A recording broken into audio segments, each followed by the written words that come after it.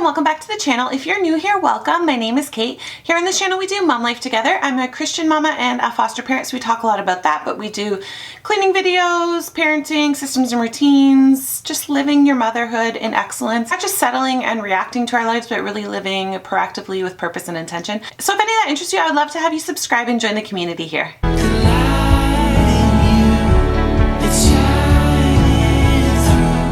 So today I'm going to be doing an update actually of our foster care binder. So I had created one, at least a year or so, probably maybe close to 2 years ago. It is one of the freebies that I offer on my blog. If you sign up to the email list, you get access to the library that has all my little freebies in it. If you're new to foster parenting, I think for me, I'm a semi-organized person, but paperwork is by far my downfall, and the first week of foster care all the paperwork overwhelmed me and just keeping track of everything. So I created this system to just make it easier for me, and I just recently updated it and made it a little more pretty, but I haven't updated the video on it. So instead of showing you like the last video I just showed you in the binder, you can't really see that way. I'm going to insert my screen here, so I'll just go through the PDF with you. So I wanted to show you the old one just quickly, just so you know. I recommend getting this size binder. I think this is a 1-inch binder. Any more than that just takes up too much space. Any smaller than that, you probably won't have enough room. So there's just a cover form, but again, you'll see the screenshot here of the new system. Just quickly explain if you're new to my foster care binder and you haven't seen the old video. So I have this zipper pouch right in the front where I keep any of the children's artwork, anything that I want if the child's going to be leaving my home, anything that I want to send with them, if they're doing any little programs at church or daycare or whatever, anything that they make, anything I make with them, I keep it all in here. Any crafts that sometimes, kids will go on visits with their parents and they'll make a craft and they actually send it back to me.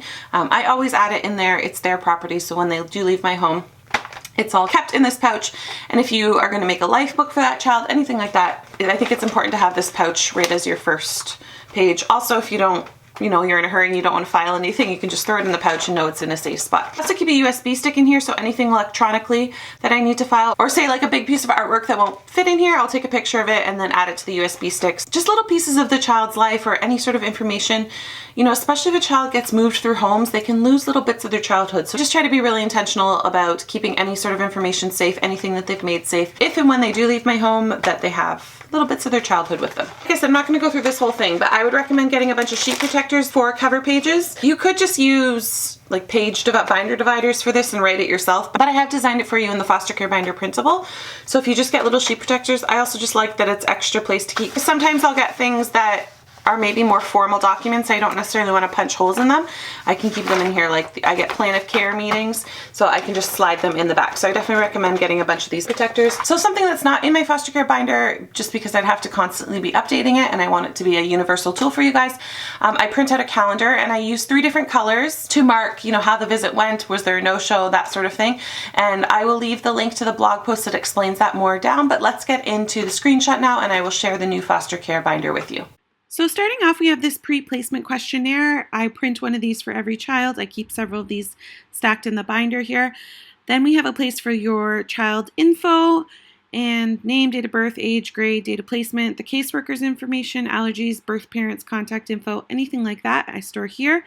I have a contact info page for anybody like social workers, doctors, therapists, anything like that, anyone I need to have quick access to.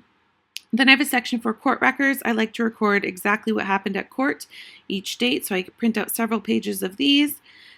Moving into medical, so I have 3 pages for medical. The first one just being general medical information about the child, the doctor, any health card information you need, and then dates and reason and report of any time you took them to the doctor. Record everything when it comes to medical. A medication info log, as well as a injury log. Anytime a child gets an injury, you do have to report it in foster care, so I record it all here. Next, we're moving into monthly reports, so I write down developmental, behavior, medical, education, extracurriculars, visitation court, anything I want to discuss with the social worker at my meeting that month.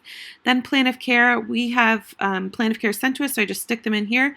Moving on to visitation schedule, I print out calendars and record how the visitation goes, as well as expenses. And then respite, I have a little page here to record any of the respite information that I need. And finally, I have other info, so I'll put school information or anything else here. So all you need to do to get this binder is join our email list. So there's a link below in the description box. You just click on that, a page will pop up, you enter your name and your email, and you'll get sent the password for the library. You can access the content library at any time. It's one of the top categories on my site. If you're looking at it from a phone, you just go to the three little lines. That's called a hamburger menu, and you will see the content library tab there. But you do need the password for it, which I only send out for email. I get tons of requests for this, so I can't be constantly sending out emails with this link and the instructions and information. So I will be guiding people to this video. That's why I have put it in the system. So it's just, I want you guys to be able to have it and use it and love it, but you know, I can't be taking 5 to 10 minutes every time somebody emails me and asks for it. So this is the process on how you get it. So thank you guys so much for watching today. I hope you found this helpful. If you know anybody that might benefit from this foster care binder, you know, another foster parent, then please share the video. I would love if you would do that. Please subscribe if you're new. I'd love to have you, and I'll see you guys on the next one. Bye.